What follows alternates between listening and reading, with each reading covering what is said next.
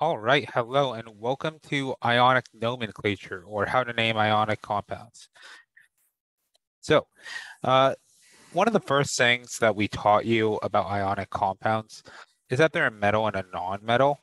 But I kind of want to revisit that to just a cation and an anion. And when we look at a cation, it's going to be positively charged. Anion is going to be negatively charged, something that's either gained or lost electrons to become positive or negative. And we'll see as we go through ionic compounds that not all of our cations are metals. We can have some made out of non-metals, and we'll talk about that later in this video. So just to start off with naming, there's a couple simple rules.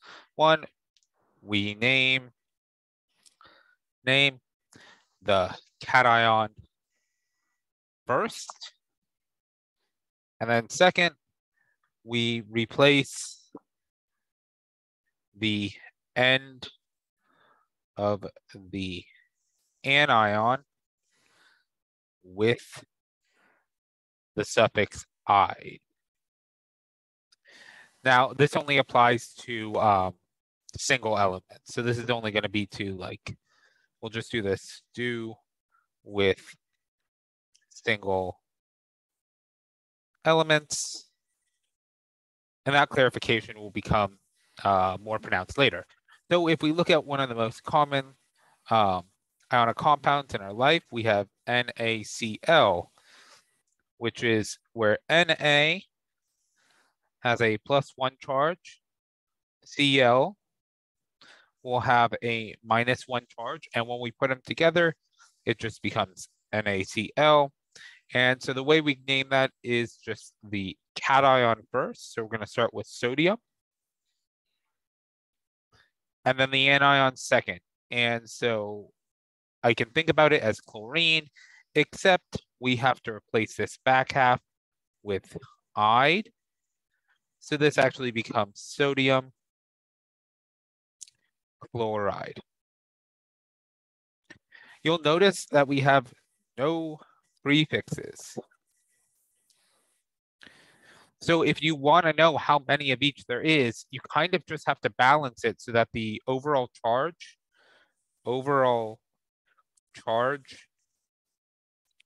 of the compound equals 0. And we know that because sodium loses 1 electron and chlorine gains 1 electron, we know there'll be +1 and -1 respectively, creating a 0 charge. And so if we look at something like, let's pick MgCl2. This is going to be magnesium chloride. And to work backwards, we know that Mg is a 2+ when it becomes an ion, and Cl is a 1-. So we need 2 of them to create a charge of 0. So when we're working backwards, if, for example, we have, let's say, aluminum oxide. So working backwards to figure out what the chemical formula is, we know we're going to have Al and O, but to figure out how many, we can look at Al has a charge of 3+. Oxide is going to be oxygen, which is a charge of 2-. And so I know that I'm going to need 2 of these and 3 of these, so it'll be Al2O3.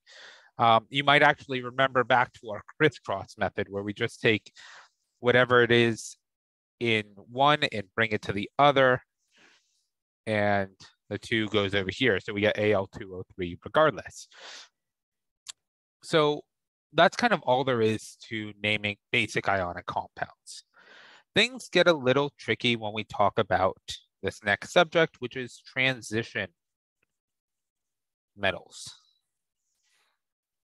So when we look at transition metals, like, for example, iron can exist as a 2+ charge or a 3+ charge. And so the way scientists denote what we're talking about is we use Roman numerals. numerals for ions with multiple charges. So, for example, we could write iron oxide. I'm going to write this incorrectly first.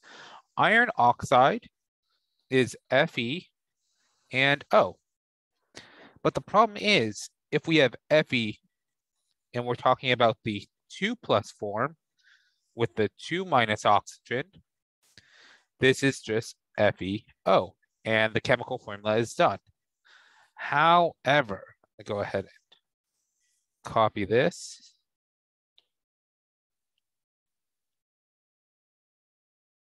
If instead we're talking about the 3+ iron with the 2- oxygen, then we have to do pretty much similar to what we did with aluminum oxide, and this becomes Fe2O3. So the question is, how do we differentiate? Well, we just use Roman numerals and we put those in parentheses. So this becomes iron 2 oxide, and this is iron 3 oxide. And we actually just say it like that, iron 2 oxide or iron 3 oxide. And that's how we differentiate. So we can do one more example. So for example, if I have Cu, which could be 1+ or 2+, but I'm using CuBr2, well, how do we write this? Well, bromine is a -1 charge, and we have 2 of them. So that means Cu must be a 2+ charge, so we would call this copper 2 bromide. And that's that. That's how we deal with things with multiple charges. If you have a question about which one has multiple charges, just look up transition metals online or refer to your chemistry reference sheet I may have given you in class. So the last thing that we're going to talk about, and this is the weirdest one, it's polyatomic ions. So poly meaning multiple, atomic meaning atoms, and ions meaning they are charged. So there's some covalent compounds which come together with a charge. So for example, one that we'll see quite often is CO3 2-. So this is a carbon with 3 oxygens and a -2 charge. And this is just treated as one whole unit. This is one whole unit. Now this is also an anion. So we can bond it to a cation. And for example, oh, and let me give you the name. This is also called, carbonate. Nope, sorry. Carbonate. Now, if we take carbonate and maybe take 2 sodiums, so we'll say Na2CO3, and we bond it like that because each sodium is a +1. So that's 2 +1s and a -2. When we write this out, with polyatomics, we're going to keep the whole word, and this is just going to become sodium carbonate. So with polyatomic ions, we don't change the name. And honestly, that's about it. That's a quick and dirty of everything there is. I'll give you one more quick example.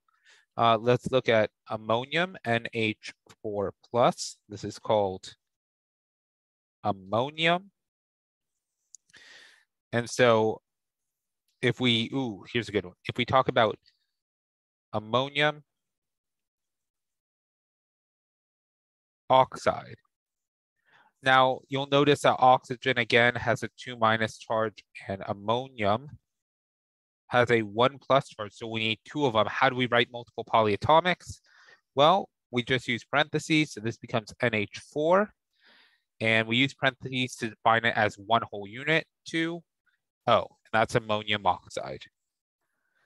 So you'll notice that the whole thing is in parentheses to denote that we have 2 of the ammonium polyatomic ions for the 1 oxygen.